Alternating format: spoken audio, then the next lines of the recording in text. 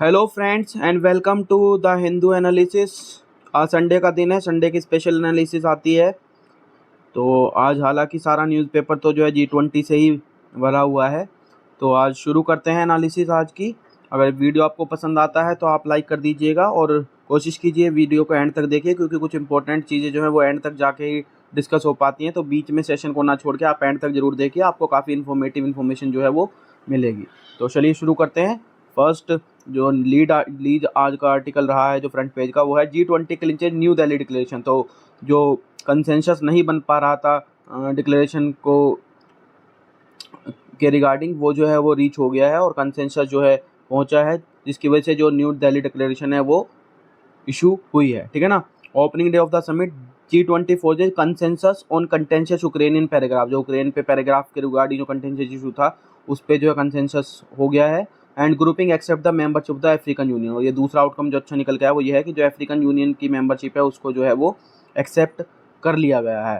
तो जापान ने, और जो कि इस टाइम हेड कर रहा है G7 को, उसने जो है काफ़ी इंपॉर्टेंट रोल प्ले करा है इस कंसेंसस पे आने के लिए, जो यूक्रेन वाला जो इशू चल रहा था उसमें। ठीक है ना। क्योंकि जो लास्ट ईयर का बाली में जो G20 स्टेटमेंट था उसमें काफ़ी क्रिटिसिज्म देखने को मिला था। जो क्रिटिसिज्म के रिगार्डिंग स्टेटमेंट था कि रशिया को जो है क्रिटिसाइज़ किया गया था बाली स्टेटमेंट में, तो उसके रिगार्डिंग जो चाइना और रशिया थे वो उसका अपोज कर रहे थे।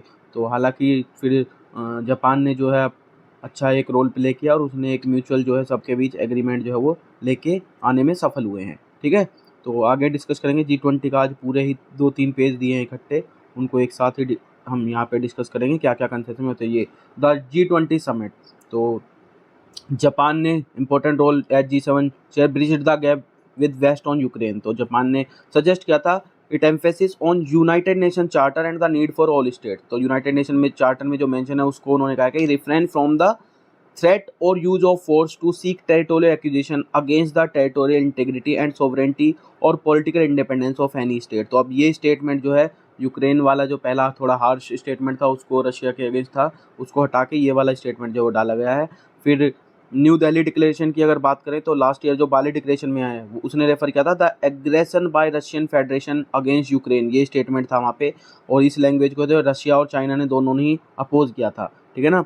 वहीं जहाँ पे इंडिया ने भी सजेस्ट किया था 1 year on the context that had evolved and it was time to focus on a forward looking peace that was, as the declaration said, a comprehensive just and durable peace in Ukraine. तो अभी statement का जो है ये part है कि comprehensive just and durable peace in Ukraine पे जो है ज़्यादातर कंट्री जो है कंसेंसस उनका बन गया है। तो डिक्लेरेशन जो हुई है न्यू दिल्ली डिक्लेरेशन वो पॉसिबल हो पाई है। तो जापान का यहाँ पे रोल जो है वो बेसिकली बताया है इसमें। फिर जो ग्लोबल बायोफ्यूल्स अलायंस है उसको लॉन्च किया गया है और ये की मोमेंट रहेगा in the sector of clean energy. तो ये पीएम साहब ने बोला है। तो इंडिया ने जो है लॉन्च किया ग्लोबल बायोफ्यूल अलायंस। ठीक है ना। और इसमें जो G20 नेशंस को उनको ज्वाइन करने के लिए बोला है इस इनिशिएटिव्स को, with a plea to take blending of ethanol with petrol 20% globally जो है ब्लेंडिंग को 20% तक ले जाने की बात जो है यहाँ पे रखी गई है।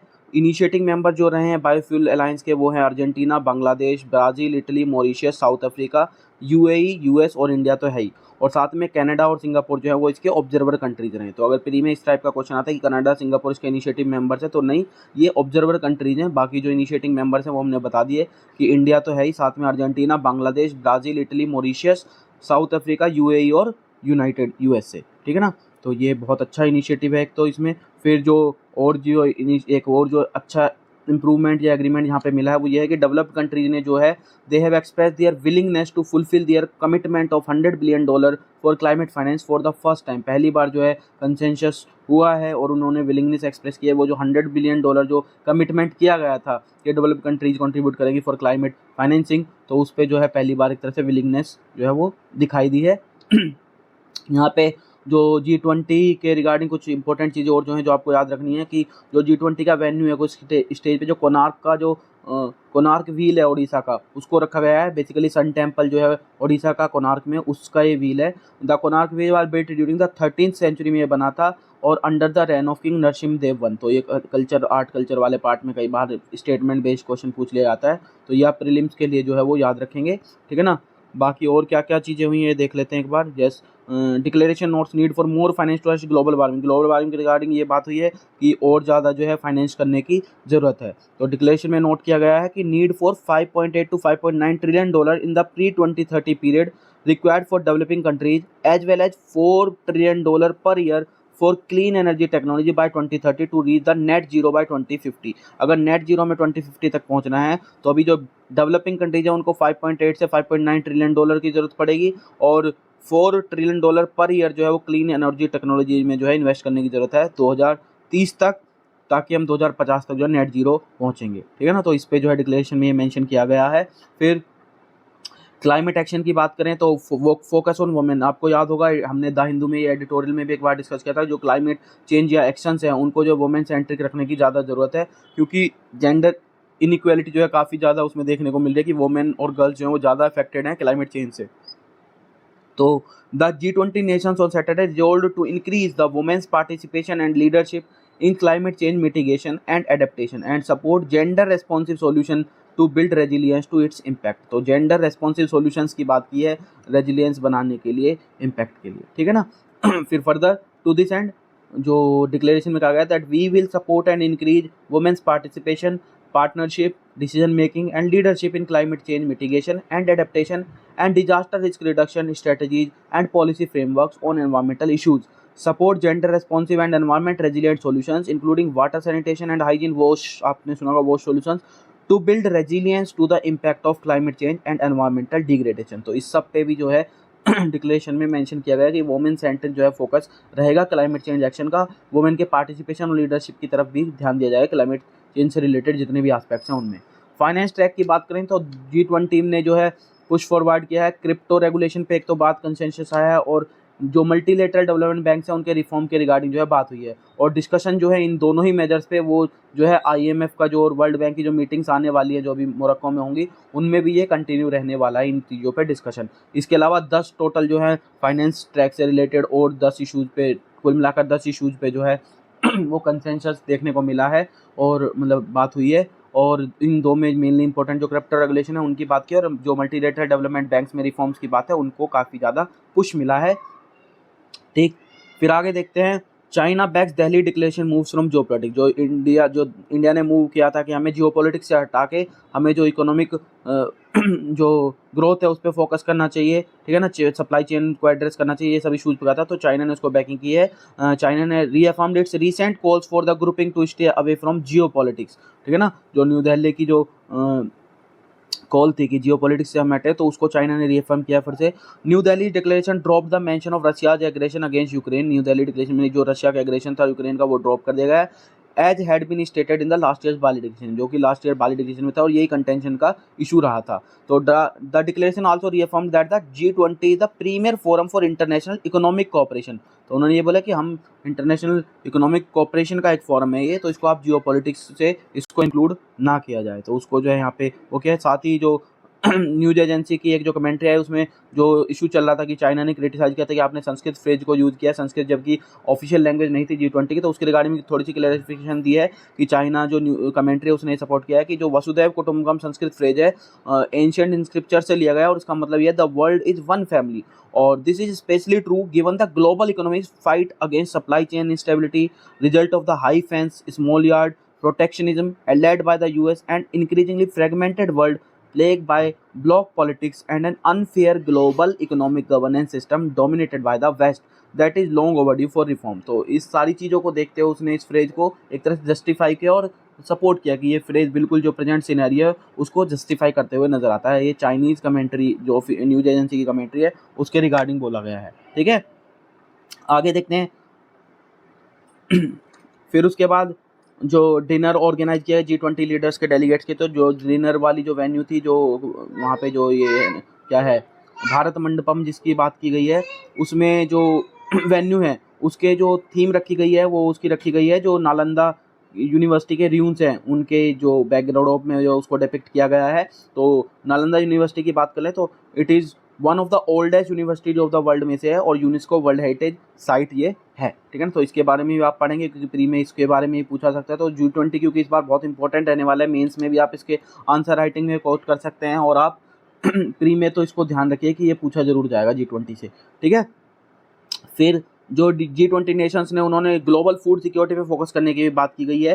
तो जो डिक्लेरेशन है उसमें बात की है, they will encourage efforts to strengthen research cooperation in climate resilient and nutritious grains such as millets, quinoa, sorghum and other traditional crops including rice and wheat and maize। तो फूड सिक्योरिटी की तरफ जो है वो mainly बात की गई है और लीडर्स ने कमिट किया है to accelerating innovations and investment focused on increasing agriculture productivity and reducing the food loss and waste across the value chain and improving marketing and storage to build more sustainable and climate resilient agriculture and food system। तो ज़्यादा climate resilient और sustainable जो है agriculture और climate resilient agriculture और food systems को develop करने की जो है वो बात की गई है, कमिटमेंट किया गया है, ठीक है ना।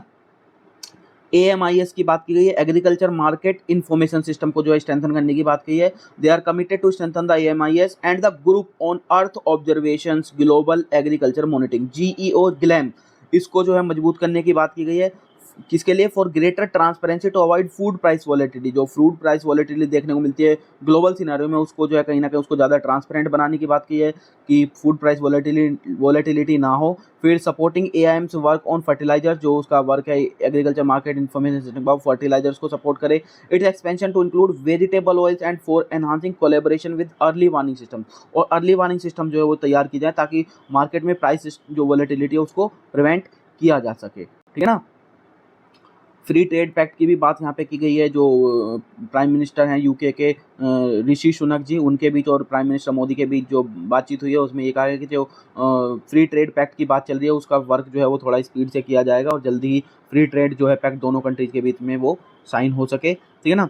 डिप्लोमेसी एंड फॉरेन पॉलिसी तो ये बता ही दिया कि ये तो इंडिया की सॉफ्ट पावर, तो इससे देखो आप देखने को मिल रही है अगर सक्सेसफुल ये हुआ और हम डायलॉग को जो नहीं आ पा रहा था उसको लाने में कहीं ना कहीं सफल हुए हैं, तो वो सॉफ्ट पावर और इंडिया की जो डिप्लोमेटिक पावर है उसको कहीं ना कहीं दिखाने में तो साफ साफ झलक ही रही है, ठीक है ना। फिर India propose G20 satellite for climate, ये बहुत अच्छा वो किया कि इंडिया ने प्रपोज किया है कि launch a G20 satellite mission for environment and climate observation के लिए जो है G20 सैटेलाइट मिशन लॉन्च करने की बात की है with an aim to help the countries of the global south. और मेनली इनका फोकस रहेगा जो ग्लोबल साउथ की कंट्रीज है उनको हेल्प किया जा सके, ठीक है ना, एनवायरमेंट और क्लाइमेट ऑब्जर्वेशन के लिए है। और इंडिया ने इनवाइट किया सभी G20 कंट्रीज को किया कि इस इनिशिएटिव को जो है वो मतलब ज्वाइन किया जाए, ठीक है ना। Leaders pledge for high quality education, साथ ही साथ एजुकेशन के सेक्टर भी डिक्लेरेशन में जो है वो किया है। Leaders adopted here on Saturday suggested several structural changes to deliver quality education around the world। तो quality education की बात की है, लीडर्स ने प्लेज किया their commitment to inclusive, equitable, high quality education and skills training for all, including for those in vulnerable situation। तो high quality, equitable और inclusive education की बात कही गई है और vulnerable situation जो है vulnerable sections को जो है एड्रेस करने की जो है मेन फोकस उन्होंने रखते हुए बताया है कि उनको भी एड्रेस करेगा। फिर India, Saudi Arabia join European union and US for an economic corridor project की यहाँ पे उसके रिगार्डिंग भी बात हुई है। इंडिया एंड सऊदी अरेबिया ने जो है यूरोपियन यूनियन और US को जो है ज्वाइन किया है to launch the partnership for global infrastructure and investment. PGII जो है US और यूरोपियन यूनियन का, उसको जो है इंडिया सऊदी अरेबिया ने ज्वाइन किया है और India middle east Europe economic corridor को जो है ज्वाइन किया है। तो ये दोनों डेवलपमेंट भी जो है G20 के दौरान ही जो है वो हुए हैं, ठीक। तो ये सारा का सारा G20 और उससे रिलेटेड जो भी आउटकम्स हुए हैं, जो डिक्लेरेशन हुई है वो हमने डिस्कस किया। आगे बढ़ते हैं आज की बाकी सेक्शंस की तरफ। तो यहाँ पे साइंस सेक्शन में एक अच्छा पोर्शन आया था, scientist grow A model of human embryo in the lab. तो ह्यूमन एम्ब्रियो को जो है लैब में ग्रो किया गया और इसमें ना ही स्पर्म्स का यूज किया ना ही एग का, ठीक है ना। The researchers were able to develop the complete model of the human embryo in the lab from implantation into the uterus to 14 days after fertilisation. तो इसका जो है यहाँ पे सक्सेसफुली जो है वो इसको डेवलप कर पाए हैं, ठीक है।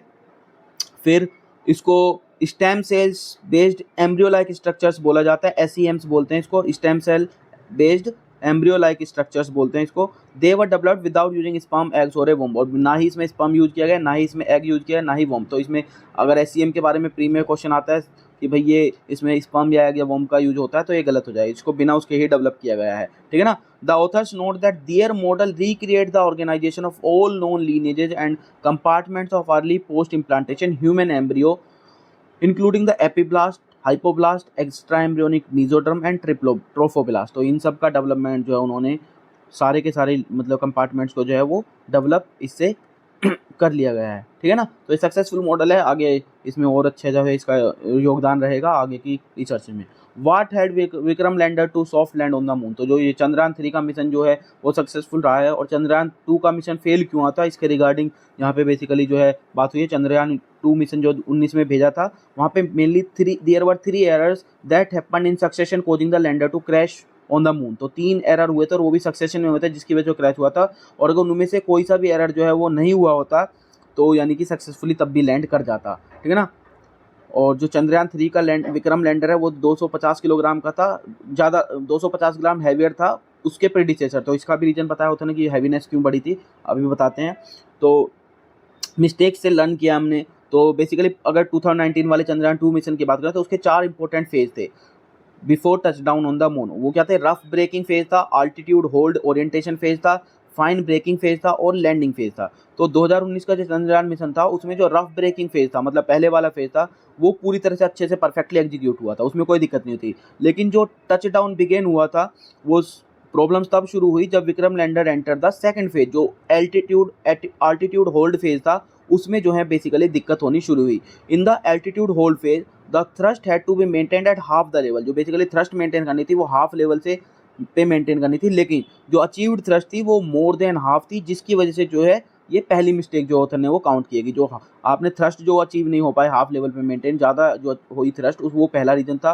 फिर not designed to handle a large change in thrust, और जो चंद्रयान 2 का जो लैंडर विक्रम लैंडर था वो डिजाइन ही नहीं था कि वो ज़्यादा जो है लार्ज थ्रस्ट को चेंज में जो है वो उसको हैंडल कर पाए। तो जो गाइडेंस सिस्टम था वो उसकी वजह से मेल फंक्शन हो गया and it leads to full thrust being given to the lander, और लैंडर को जो पूरी थ्रस्ट जो है वो मिल गई। और ये दूसरा एरर था कि जो हैंडल नहीं कर पाया सिस्टम उस मेल फंक्शन को। तीसरा था जो कंट्रोल सिस्टम था जो फाइन ब्रेकिंग फेज में था, could not correct the error as it was not designed to produce large change in the velocity and altitude। और जो तीसरा था वो कंट्रोल सिस्टम जो है उसके लिए बना ही नहीं था कि अगर कोई लार्ज चेंज हो जाए वेलोसिटी आल्टीट्यूड में तो उसको वो जो है हैंडल कर पाए, उसको करेक्ट कर पाए। तो ये जो है ये थी तीसरी मिस्टेक जो नहीं हो पाई। तो यही सारी मिस्टेक्स को जो है चेंज किया गया, सिस्टम को जो चेंज किया गया वो बेसिकली इन 3 एरर्स को प्रिवेंट करने के लिए बनाया कि ये दोबारा ना हो in the latest Chandrayaan 3 mission, और ये सब उन्होंने एड्रेस करी। तो इसी वजह से जो है वो चंद्रयान 3 जो है सक्सेसफुली लैंड कर पाया। अदर इंप्रूवमेंट जो सजेस्ट की थी bye failure analysis committee were also incorporated in the Chandrayaan 3 mission, और जो बाकी मेजर सजेस्ट किए गए थे कि आप फेलियर को कैसे बचाएंगे वो सब भी जो है उसमें इंक्लूड की गई थी इस वजह से। फिर जो एक्स्ट्रा फ्यूल दिया गया है, सेंसर्स उनमें क्या कहे जो अलग से मेजर्स थी, जैसे एक्स्ट्रा फ्यूल की बात की, सेंसर्स उसमें लगाए गए और ज़्यादा एक्स्ट्रा। फिर स्ट्रॉन्गर लैंडर लेग्स डिजाइन किए गए for higher landing velocity led to a net increase in the weight about 250 kilometre lander, और इन्हीं वजह से जो एक्स्ट्रा फ्यूल था, सेंसर जो उसमें आ गए, लैंडर के लेग्स को थोड़ा स्ट्रॉन्ग बनाया गया ताकि वो ज़्यादा हायर लैंडिंग वेलोसिटी जो है वो उसको कंट्रोल कर सके या उसको सह सके। तो उनकी वजह से जो इसका बेसिकली वेट बढ़ गया था। तो इन मिस्टेक से सीखते हुए सक्सेसफुली चंद्रयान जो है वो 3 मिशन एकम्प्लिश हुआ। India reports fewer people with orphan disease. Orphan disease basically होते हैं जो रेयर डिजीज होते हैं, रेयर जेनेटिक डिजीज होते हैं, उनको बोलते हैं हम orphan disease. The most common definition of a rare disease या प्रिवलेंस डेफिनेशन देख लीजिए, prevalence rate of 1 case in a population of 10,000 people. 10,000 की पॉपुलेशन में एक केस अगर आपको मिलता है तो उसको हम रेयर डिजीज की कैटेगरी में बोलते हैं। इनको ऑर्फन डिजीज भी बोला जाता है कई रीजन्स की वजह से, जिसमें से रेयरिटी जो है, रेयरिटी की वजह से which made them difficult to diagnose. तो रेयरिटी की वजह से डायग्नोज इजीली नहीं होती बिकॉज यंग मेडिकल प्रैक्टिशनर में not have seen even 1 case. कई बार ऐसा होता है जो यंग प्रैक्टिशनर्स हैं जो अभी नए नए आए हैं वो उनको एक भी केस देखने को नहीं मिलता है। तो इसी वजह से ये है, और उसी वजह से रीज़न ये भी है कि उसी वजह से उस चीज़ पे फोकस भी कम दिया जाता है और उसके लिए ट्रीटमेंट्स पे भी ज़्यादा ध्यान नहीं दिया जाता है इन डिजीज़ के बारे में, ठीक है। लेकिन रिसेंट अगर देखें तो रिसेंट ट्रेंड थोड़ा चेंज हुआ है, इन चीज़ों पर ध्यान दिया जाना है। लेप्रोसी फ्री इंडिया की बात करें, इंसिडेंट रेट अगर लेप्रोसी की देखें तो वो थी 0.45 पर 10,000 पॉपुलेशन। तो बेसिकली रेयर डिजीज की कैटेगरी में तो थी। तो लेप्रोसी नाउ कंसिडर है रेयर डिजीज इन इंडिया। तो लेप्रोसी जो है वो रेयर डिजीज है इंडिया में आप देखें तो। और लेप्रोसी एक बहुत अच्छा एग्जांपल है of how research on orphan disease can have societal benefit. और जो ऑर्फन डिजीज है उन पे रिसर्च करने के सोसाइटल बेनिफिट्स के लिए अगर आपको एग्जाम्पल देखना तो लेप्रोसी उसमें बहुत अच्छा एग्जाम्पल है, ठीक है ना। तो ये बताया ऑथर ने यहाँ पे इसके रिगार्डिंग कि इनको कैसे नेग्लेक्ट देखने को मिल रहा था, लेकिन अब जो है उस पर थोड़ा ध्यान दिया जा रहा है। फ्रीक्वेंटली आस्क्ड क्वेश्चंस में जो आज का क्वेश्चन आया जिस पे ध्यान देना है वो है क्या G20 a success for global cooperation. क्या ग्लोबल कोऑपरेशन के लिए क्या सच में G20 वो सक्सेस है कि नहीं है, ठीक है ना।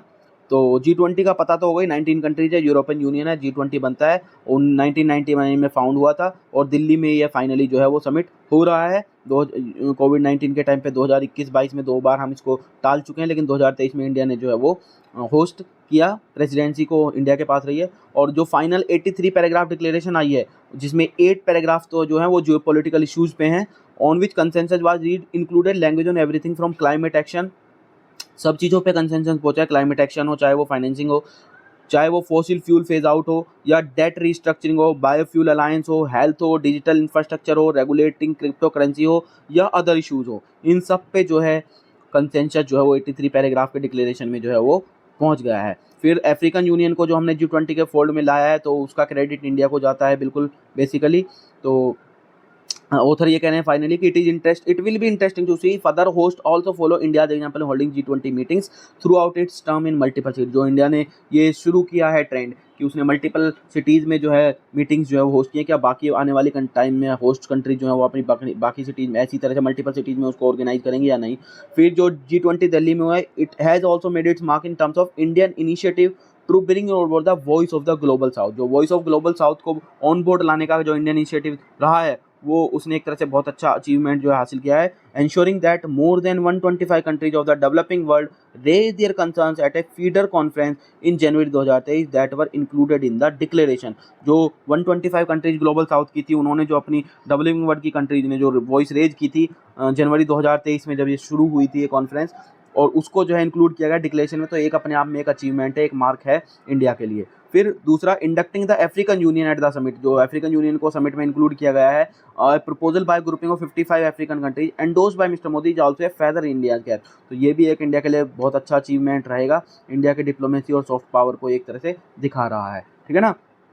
यही सारे हैं इसमें बताए गए हैं कि एक तरह से इंपॉर्टेंस तो है इन सब चीज़ों से पता है। What should be done with electronic waste. जो समस्या इलेक्ट्रॉनिक वेस्ट की बढ़ती जा रही है देखने को मिल रही है, उसके साथ क्या करना चाहिए। क्वेश्चन यहाँ पे थोड़े से पूछे कि does India need a policy push to encourage manufacturers to reuse old components. बिल्कुल ये जरूरी है कि जो ओल्ड कंपोनेंट्स हैं उनका रीयूज किया जाए, क्योंकि जो मोबाइल्स हैं या इलेक्ट्रॉनिक आइटम्स हैं वो चीप होते जा रहे हैं, लेकिन उनको हम डिस्कार्ड कर देते हैं, फेंक देते हैं, उनको रीयूज या उनके कंपोनेंट्स को रीयूज की बात नहीं करते। तो एक पॉलिसी पुश जरूर देना पड़ेगा इंडिया को कि जिससे जो ओल्ड कंपोनेंट्स है उनका यूटिलाइजेशन हो सके। फिर पूछा what is the government stand of salvaging precious metals to reusing old phones that can be repaired easily.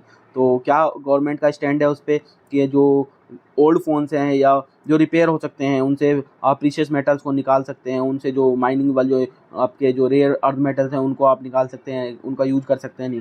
फिर why are consumer not handing in devices with they do not use. और एक trend जो देख रहा है, consumers ही willing नहीं है कि वो हैंड ओवर करें डिवाइसेज को जिनका वो यूज़ नहीं कर रहे हैं, तो उसको भी एड्रेस करने की ज़रूरत है।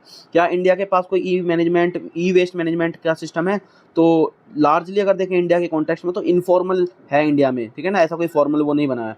As in the case of recycling, और रिसाइकलिंग में भी अगर हम देखें तो वो भी इनफॉर्मल ही है। तो रफली 90% of the collection and 70% of the recycling are managed by very competitive informal sector. तो 90% कलेक्शन और 70% रिसाइकलिंग जो है वो इनफॉर्मल सेक्टर ही मैनेज करता है, ठीक है ना। ये ICEA की रिपोर्ट के अकॉर्डिंग ये यहाँ पे डाटा बताया गया है, ठीक है ना। यूनियन गवर्नमेंट ने नोटिफाई जरूर किया था ई वेस्ट मैनेजमेंट रूल 2022 में लास्ट नवंबर में, in order to digitize the process को डिजिटाइज करने के लिए and provide more visibility to the movement of e waste in the economy. की जो मूवमेंट है ई वेस्ट की, जो सर्कुलर इकोनॉमी की हम बात करते हैं, जो वेस्ट रिसाइकलिंग की हम बात कर रहे हैं, उसको जो है विजिबल दिखे, वो मूवमेंट हो उसकी इकोनॉमी में ई वेस्ट की, उसके लिए की थी।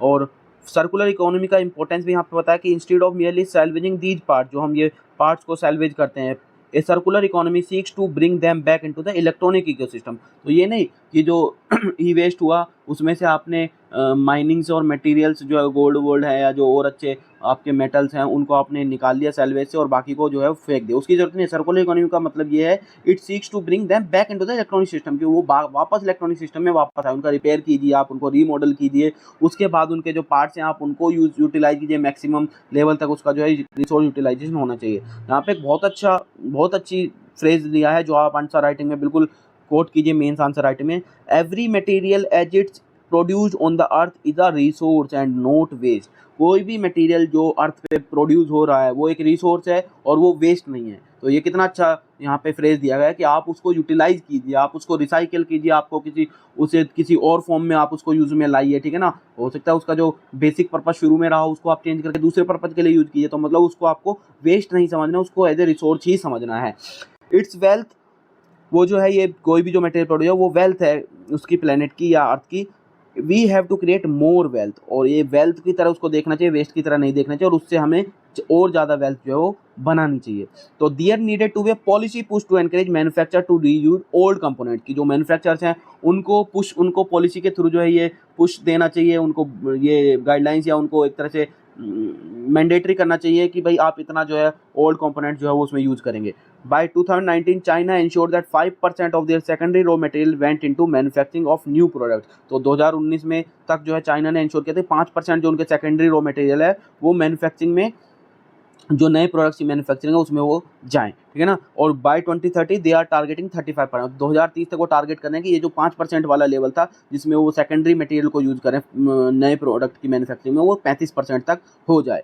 तो ई वेस्ट जो है रिसाइकल कैसे हो सकता है, तो इसमें आपको रिवर्स सप्लाई चेन जो है यहाँ पे सॉल्यूशन जो है वो बताया गया है, ठीक है ना। ये पब्लिक प्राइवेट पार्टनरशिप होनी चाहिए और जिसमें डिस्ट्रीब्यूशन होने चाहिए, setting up of cost setting up के लिए जो भी आप supply chain reverse supply chain बना रहे हैं या जो आप ई वेस्ट के रिसाइकलिंग के लिए मेथड्स या जो भी यूज़ करें प्लांट्स यूज बना रहे हैं उनमें जो है डिस्ट्रीब्यूशन होना चाहिए कोस्ट का पीपीपी के थ्रू, ठीक है ना। और फिर रिवर्स सप्लाई चेन की आपको ज़रूरत है। रिवर्स सप्लाई चेन मतलब रिवर्स साइकिल कर देना, जो कलेक्शन है वो किया जाए वहाँ से, कंपनी जो है वो उन पर रेस्पॉन्सिबिलिटी है कि वो भाई प्रोडक्ट जो है जो उन्होंने बेचा है जो यूज हुआ है वो वापस उनके पास आए, ठीक है ना। It also suggests launching an auditable database of material collected through this process and creating geographical clusters where these devices come together and are broken apart। वही कि आपको डाटाबेस तैयार करना पड़ेगा मटेरियल्स को क्या क्या कलेक्ट हुए हैं प्रोसेस के थ्रू, और ज्योग्राफिकल क्लस्टर्स आपको बनाने पड़ेंगे जहाँ पे उन सब डिवाइसेस को एक साथ लाया जा सके और उनको अलग अलग तोड़ के जो उनको उनसे पार्ट्स निकाल के उनको यूज़ किया जा सके, ठीक है ना। The challenge is to be able to replicate the success of the informal sector in a formalise and reliable way. तो जाहिर सी बात है जो इनफॉर्मल सेक्टर इस चीज़ को देख रहा है मेनली, तो यहाँ पे ये है कि जो इनफॉर्मल सेक्टर की जो सक्सेस है उसको रेप्लिकेट किया जाए और उसको फॉर्मलाइज और रिलायबल वे में जो है इसको हमें रेप्लिकेट करने की जरूरत है, और ये एक मेन चैलेंज यहाँ पे रहेगा। तो it is only a matter of time before the country has to focus on how to give a second life not just to product but also to part. तो सेकंड लाइफ सिर्फ product को नहीं देनी है कि आपने mobile को जो है सेकंड लाइफ दे दी, आपने जो पार्ट्स हैं उनको भी सेकंड लाइफ किस तरीके से आप दे सकते हैं, उनको कैसे यूजेबल बनाया जा सकता है, उनको कैसे उनकी लाइफ को एक्सटेंड किया जा सकता है। और कोई चीज़ 5 साल चल रही है तो आप उसमें कुछ चेंजेस करके रिफर्बिश करके उसको 10 साल तक कैसे यूज़ कर सकते हैं, ताकि आप नए पे ही फोकस ना रहे, आप रिसाइकलिंग पे और जो ई वेस्ट का मैनेजमेंट है उस पर आप ध्यान दे सकें, ठीक है। प्रोफाइल्स में आज हम डिस्कस करने वाले हैं आसियान को। रिसेंटली जो आसियान की समिट जो हुई है उसके बाद ही आया है, तो south east Asia source of stability, ये जो है आसियान जो है वो है 55 ईयर ओल्ड ग्रुपिंग है that has managed to strive on the principle of centrality, non interference, centrality and economic progress now faces the pressure and lures of geopolitics as both China and US are trying to exert their influence in the region। तो जो challenges pressure face करें उसके regarding बात की है। तो ASEAN जो है वो 1967 में बना था जब 5 कंट्रीज कौन कौन सी, इंडोनेशिया, मलेशिया, फिलीपींस, सिंगापुर और थाईलैंड, इन्होंने डिसाइड किया था to embark on the path of regional cooperation with the initial goal of opposing communism. और बेसिकली कम्युनिज्म का अपोज करने के लिए 5 कंट्री ने 1967 में आसियान जो है वो बनाया था। वो 5 कंट्रीज आपको याद रखनी है कौन कौन सी थी, इंडोनेशिया थी, मलेशिया थी, फिलीपींस थी, सिंगापुर थी और थाईलैंड थी। फिर उसके बाद ग्रेजुअली जो है बिगेन टू एक्सपेंड होनी शुरू हुई कोऑपरेशन। साइनिंग इन 1976 में जो है treaty of amity and cooperation जो है साउथ ईस्ट एशिया में वो साइन हुई, which focused on mutual respect and non interference in other countries affair, जिसमें ये एग्री हुआ कि भाई म्यूचुअल रेस्पेक्ट करेंगे एक दूसरे को और नॉन इंटरफेरेंस करेंगे दूसरे कंट्रीज के अफेयर्स में। फिर at the end of 1990s देखें तो मेंबरशिप जो ग्रुपिंग की है it has doubled at the end of the cold war and the normalization of the relations between the US and Vietnam brought relative peace to mainland Southeast Asia। तो 1990 में जो membership वो 10 की हो गई और उसके बाद जो है जो साउथ ईस्ट एशिया रीजन में है उसमें बेसिकली थोड़ा सा रिलेटिवली पीस जो है वहाँ पे देखने को मिली। जियोपॉलिटिकल चैलेंज की बात करें तो आसियान जो मॉडल है has been questioned over the groupings inability to provide the coordinated response to China territorial claim. तो बेसिकली जो क्वेश्चन में आती है कि मॉडल जो है इसको जो क्रिटिसाइज किया जाता है, क्वेश्चन किया जाता है, वो ये है कि अभी तक ग्रुपिंग कोई ऐसा कोऑर्डिनेटेड रेस्पॉन्स नहीं प्रोवाइड कर पाए जो चाइना के टेरिटोरियल क्लेम्स है जो साउथ चाइना सी में, उनके अगेंस्ट वो कुछ एक कंसेंसस या कुछ कमिटमेंट जो है या कुछ एक जॉइंट डिक्लेरेशन वो डिसाइड कर पाएँ। अगर साउथ चाइना सी में देखें तो आसियान की 5 कंट्री जो है इसका क्लेम्स उसमें भी, तो ये भी आपको याद रखना है 5 कंट्रीज ने इनिशियली फॉर्म किया था। 5 कंट्रीज आसियान की जो है साउथ चाइना सी में उसके साथ कॉन्टेस्ट में है चाइना के साथ। वो कौन कौन सी हैं? ब्रुनई, इंडोनेशिया, मलेशिया, फिलीपींस और वियतनाम। इन दोनों ही चीज़ों से प्री में क्वेश्चन बन सकता है, तो इसलिए आप इनको ध्यान रखेंगे। फाउंडिंग मेंबर्स कौन कौन सी कंट्री थी, उनमें से आसियान की प्रेजेंट कंट्री मेंबर्स में से कौन सी 5 ऐसी हैं जो साउथ चाइना सी में जो चाइना के साथ जो है कंटेस्ट में है, तो वो हैं ब्रुनई, इंडोनेशिया, मलेशिया, फिलीपींस और वियतनाम। ठीक है ना, तो ये सारी चीज़ें हैं। हालांकि वैसे सक्सेसफुल रही है, तो इसी के रिगार्डिंग आज का प्रोफाइल सेक्शन रहा था। तो this is it today's regarding today's discussion. Hope आपको ये डिस्कशन पसंद आएगा। वीडियो आपको अच्छा लगा तो लाइक कर दीजिए और चैनल को शेयर और सब्सक्राइब भी कीजिए। So thank you.